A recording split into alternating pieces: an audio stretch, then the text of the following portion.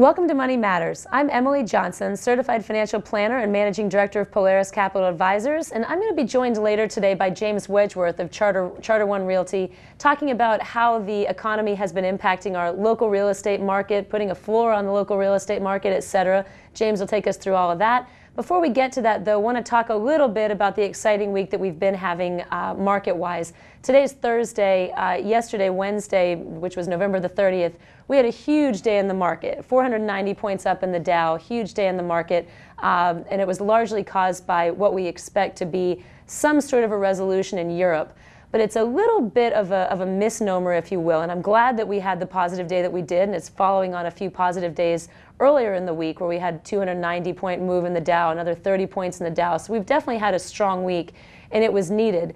But what we're seeing in Europe right now is really more of a liquidity resolution. They're trying to find ways that they can make sure that the banks are going to be liquid and not go under. There's some speculation that there was a bank that was about to the point where it was going to fail, and the ECB, the EU, et cetera, were looking for ways that they might be able to solve that conundrum. So they certainly did create a short-term resolution where they're able to solve the liquidity crisis that's occurring over in Europe and with the European banks.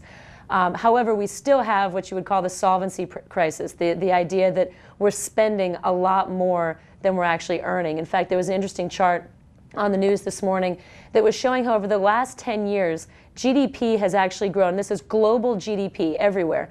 GDP has actually grown at a rate of 4%, but debt has actually grown at a rate of 10%. So we're actually seeing a huge discrepancy in, there was either 10 or 11% actually, huge discrepancy in the amount of earnings versus the amount of debt. And that's going to have to change. So while I'm glad that we had such a positive last couple of days, I'm looking at it with, certainly with guarded optimism, because there is going to have to be additional steps. There are going to have to be additional steps that will be taken in order to stave off any kind of a solvency crisis or basically a bankruptcy.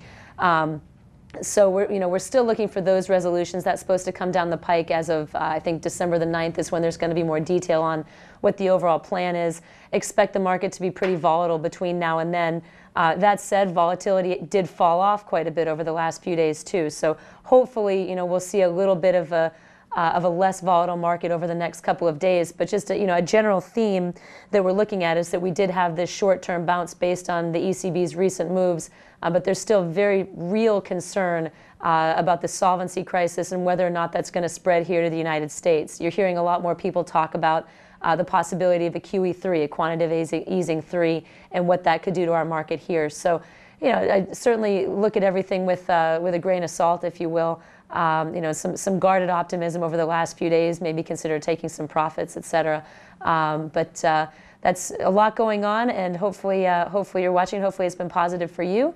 Please be back with us here in just a second. We're going to be joined by James Wedgeworth talking about our local economy, local real estate market, and how that's going to impact your overall asset portfolio. So we'll be right back in just a moment. I'm Emily Johnson, and this is Money Matters. Hello, this is David Kroll from Mortgage Network, and this is the Mortgage Minute. I'm going to today repeat a little story that I've told before. Today, in this market at this time is absolutely, in our lifetimes, the very, very best time to purchase a home. The discounts in the marketplace are now at approximately 40% across the board. And mortgage money is still at its dead low in 50 years. It is 40% below where it was in 2005 at the height of the market. When you multiply these two effects, when you multiply the effect of a discount in the price and a discount in the rate, a house today costs 36% of what it did in late 2005. It will never, ever be better.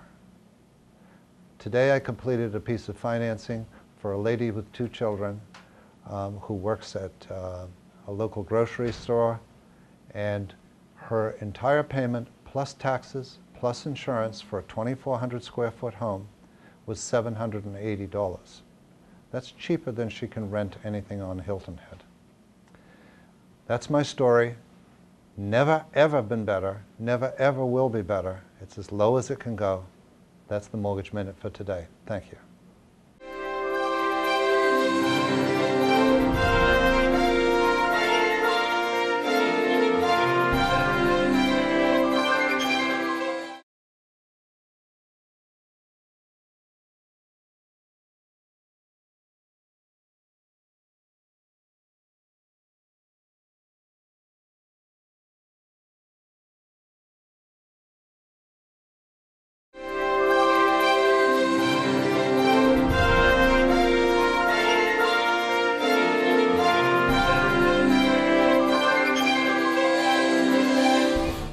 Welcome back to Money Matters. I'm Emily Johnson, and I'm joined today by James Wedgeworth of Charter One Realty, talking about, no surprise, real estate. Wow, great idea. Yeah. Wanted to talk a little bit about how our local real estate market is being impacted by what's going on internationally, nationally, locally, politically, economically, etc. All at one time? All at one time, and one question. So let's actually start. Over the last several months, obviously, our economy has been negatively impacted, at least the markets in general, and I think people's willingness to spend money, of course, has been impacted by what's been going on in Europe, also what's been going on here, the concern that we have to deleverage here, watching it happen over in Europe and the impact that the austerity measures are having, et cetera, et cetera.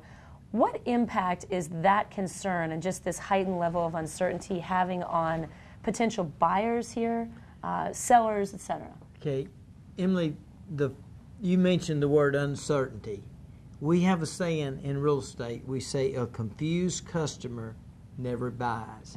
And what we're seeing right now is people are, quote, sitting on the sidelines because they're saying, well, I don't know what's going on. I don't know how this Greece thing, how this Spain thing, this Italy thing is going to affect the markets. So I am sitting on my cash until the sky's a little clearer. Does that make sense? It does. When you say markets, are you talking about how it's going to impact sort of investment markets or just the broad value of anything?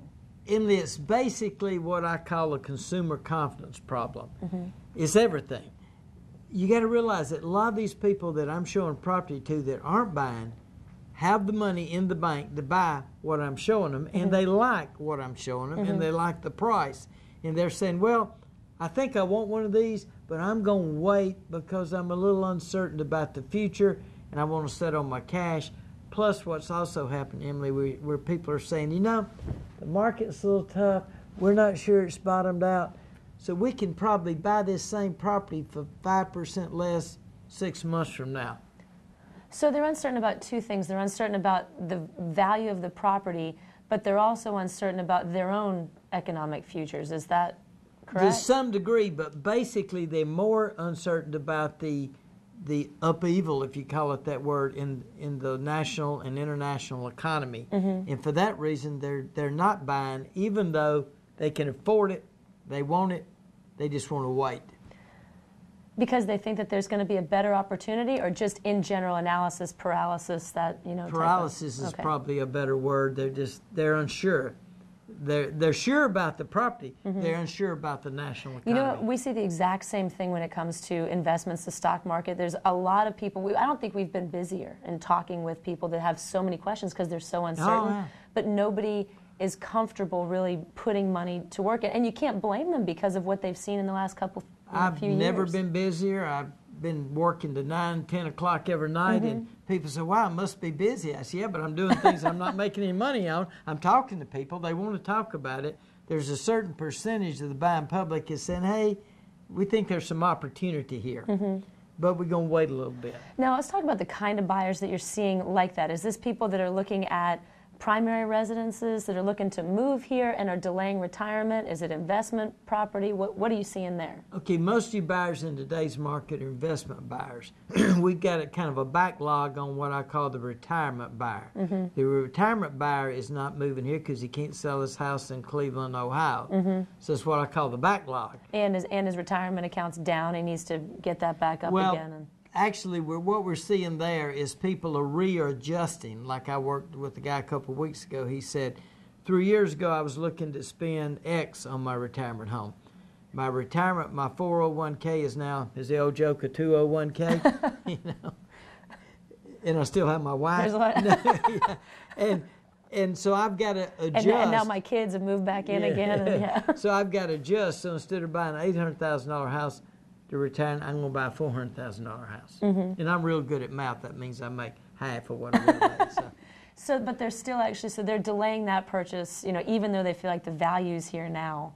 They see great value, absolute great values. But they probably feel that it's going to continue. That's the problem. Yeah. If some national research company would come out and say, we have hit the bottom today, we know prices are going to go up tomorrow, boy, I'd be like a one-armed paper hanger. So what do you think it is that is needed to put, not to jump around too much, but is needed to put a floor on the values of real estate? Do you think it has to do with interest rates, with you know, a combination of rental income versus the value of the property? I mean, what metrics do you look at there? First of all, Emily, I don't think it has anything to do with interest rates. Okay. Because interest, I mean, if they drop any lower, the bank's going to be giving you money. Exactly. You know, so the rates are low enough, so we can eliminate that. That is not a part of the problem. So you can't put it on that. I think you got to put it on the national economy and the uncertainty of the national economy. It has nothing to do with interest rates. Rentals are strong. Expenses are up. It does have something to do with higher taxes and higher regime fees and higher insurance. Because we have what we call the bundle of cost. If your bundle of costs go up, you pay less for the property. So that's all somewhat negative, but the main negative is the national economy. Now, what are you seeing in some of those bundled properties? Are you seeing, I know that that's almost a different buyer, because in effect, some of the costs with some of those bundled properties, it's like paying two mortgages. I mean, you might have a mortgage on the property, and then you also have, with your club dues and everything else that goes with it, which is why you live in those communities, you're effectively almost paying two mortgages. So actually, are those buyers not affected? You're paying three mortgages because your insurance and there taxes. You go. Yeah. So you got your mortgage, your association fees, and then your taxes and insurance. And you get in a situation where if the mortgage fee, if the taxes, insurance goes up, the association fees goes up, then the price of the property goes down because they've got to equalize somewhere. It's killed the bundled communities. They've been hit the hardest. But to some degree, is that just a sort of a bifurcated, if you will, market there? Because there are people for whom they're not affected by, by what's going on economically, and paying three mortgages is not a problem for them. So, why aren't they buying? Well, and I don't know. But you're seeing some large homes going up in some of these communities. So I guess that's maybe 5%. My question is, if they're not affected by the economy, why aren't they purchasing? Right, and then you just get back to the uncertainty again. The uncertainty, I think. All right.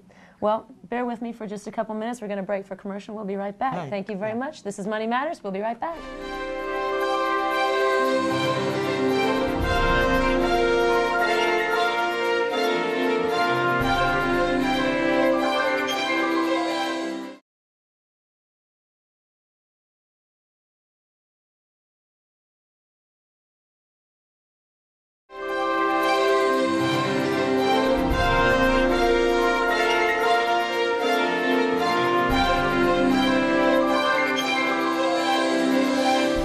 Welcome back to Money Matters. I'm joined again by James Wedgeworth of Charter One Realty, and we're still talking about real estate. So we talked a lot about the buyers before. Let's talk a little bit about sellers and about supply. Okay. I know we have a lot of supply in the market. Give me a little bit of information about that, please. Well, Emily, here's what I normally tell people. I say inventory in any commodity affects prices. Corn, soybeans, cotton, gasoline, or housing. See, I think in America sometimes we don't think of housing as a commodity, but it really is. Sure, because it's personally attached to us. To us, yeah. I mean, we're normally not attached to our corn futures. Right. But we are to our home. But what I've seen is that when inventory continues to increase, it puts a lot of pressure on pricing. So the question everybody asks me is, say, Jim, should I sell my house today? Should I wait 6 months? Right.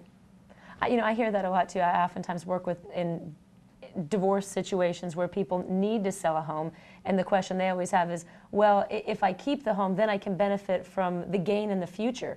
Well, who knows what that's going to be in the future? What kind of a time frame do you even put on this right now? We actually have a way we do this. We have a formula where we take the number of houses on the market, say in a development, say there are 200. Okay. And you're selling, say, 10 a month. The last 6 months, you've averaged 10 sales a month. If you're selling 10 a month, you got 200 on the market, you have a 20-month supply. Okay. Meaning in theory only, that if nobody listed their house in this development, Development A, for the next 20 months, it would take you 20 months to sell the existing inventory you have. Is there any way to link that to decline in price? Say, you know, if it's at 20 months, okay. Okay, here's a rule of thumb. 6 months of inventory, historical data, we've done tons of research on this. Historical data says that when you have 6 months of inventory, prices are flat. They don't go up, they don't go down. Okay. If the inventory is less than 6 months, prices go up. We know from 04 and 05, when we had 1 month of inventory, prices going up 25% a year. So if you got 7 months of inventory, they may go down 1% a year. But if you got 20 months, as I said in this case, that's 3.5 times normal. There's going to be a fair amount, probably 10 or 15% reduction annually when you got 20 months. And are you seeing that across the different types and price ranges of properties? That's amazing. The only price range on Hilton Head that has not been affected by that is what I call the under 400. Really? We have very little inventory in that price range. The not condo under 400, Yeah, or not homes, villa townhomes, homes, so single family homes and single family homes under 400 have been not hit as hard. Their prices haven't dropped as much because there's not many of them, right. but you got a lot of buyers, so you get in that supply and demand situation. Now, what about a link between rental income that can be demanded from those and the value of the home? Because I mean, I've seen a few homes sell that are around that level that I was surprised that they actually went for $475, $485 when you see some others that are going for, you know, $250 that, you know, in foreclosure. That surprised me, but it's because they can rent them out. Say somebody's retiring from Ohio and they buy a place here, they can rent it out at $2,600 because there's such demand for that at the moment. Emily, the rental market is directly opposite of the sales market. When the sales market is really slow, the rental market is strong because people obviously aren't buying, they're renting. Right. Does that make sense? Yeah, completely. Okay, when the rental sales market is going bonkers, nobody's renting because everybody's buying, so you can't get much rental. So that does have a positive effect. In fact, I'm surprised, you figured this out, but I'm surprised that more people don't see the opportunity and say, the price is low, let me buy this, let me rent it out and cover the majority of my expenses, and then I'm betting on the future. Especially with the number of single-family homes that are being demanded for rent right now. Yeah, there's renters standing in line. Yeah, it seems like they definitely have the advantage. How about from a seller's perspective? What are you telling sellers right now, and you know, in terms of how you price? I mean, you know, I see a million appraisals. It doesn't seem like the appraisals tie to the market. Well, the appraisals are all over the map. Right. You know, here's what I tell people. I said, if you don't need to sell your property, then don't sell it. Because I can tell you, you're not going to get what you think it's worth, and I can't get you what I think it's worth. I can't get you what your next door neighbor thinks it's worth, and I can't get you what the appraiser told you 2 years ago it's worth, and I definitely can't get you what Beaufort County Tax Assessor That's for sure. tells you it's worth. So I tell people to wait. If you're in a situation where you need to sell, then go ahead and get it on the market today, because I cannot guarantee you that in 6 months I can get you more. In fact, I don't think I can based on the inventory levels that we talked about. So what I'm telling people, if you're moving, then go ahead and get rid of it, because it's not going to go up in 6 months, it's not going to go up in 9 months, it's probably not going to go up in a year. Well, on the flip side of that, if they're moving, presumably they're buying something somewhere else. So do you think that, is Hilton Head an anomaly in the way that we're weathering? So we're like everywhere else, pretty much.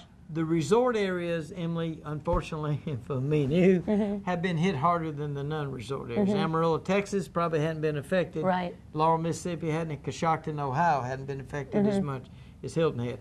But I recently had a guy that sold his house here, bought a place in Miami, Florida. He said, Jim, it really doesn't matter what I sell it for because I'll make it up in Miami. Exactly. And he was right. Got a great deal in Miami. As long as they're buying right, they can sell now too. Well, so where do you see the demand coming over the next couple of months? And I mean, fortunately, we still have our tournament coming in April again. That's and good news. It's great news. And you know, I would assume that Christmas time is also a time where we have families here that are looking. Well, actually, unfortunately, December is usually our slowest month of the year, and I don't predict sales activity pick up until about the middle of February. At least historically, that's what we've seen. That's when folks are going to be coming back here on vacation. Cabin fever. Gets a little cold up north. They come down in the middle of February, play a little golf, fall in love with the island, purchase a property. So, you know, one other thing that I see, at least with a lot of my clients and friends of my clients and just friends in general, is the whole sandwich generation factor and kids moving back in with their adult children, moving back in with their parents, aged parents moving in with their middle-aged children and that type of thing. Are you seeing that impact the type of homes that people are looking for here at all? Or that's probably more in the real world than it is here. I haven't seen a lot of that here. That's I hear interesting way about to it, put that. but you don't get as much of that here. I think you get a lot of that in Middle America. But see, most of the people living here, the kids are up north or some out west somewhere, and they're more of a retirement community. So we don't see as much of that. So what do you think needs to happen here economically in order to get real estate moving? I mean, I don't know if we have been as impacted as the rest of South Carolina, even the rest of the nation, from a employment standpoint. Do you see? Now, it's not an employment problem, because when you have X percent of your buyers retired, then the employment issue is not an issue.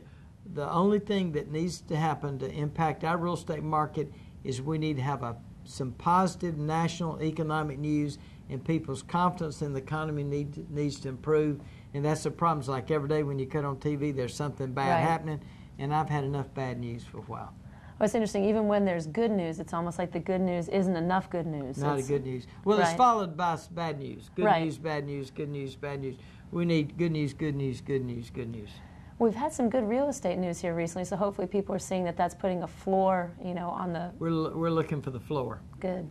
All right, well, thank you very much for joining us. It was Please a come pleasure. back again. I would love to come back. February, April, when things, you know, when you're busy as a one-arm paper hanger, exactly, you can come back again. Thank you very much, and we'll be back in just a minute with the parting shots from Money Matters. Thank you very much.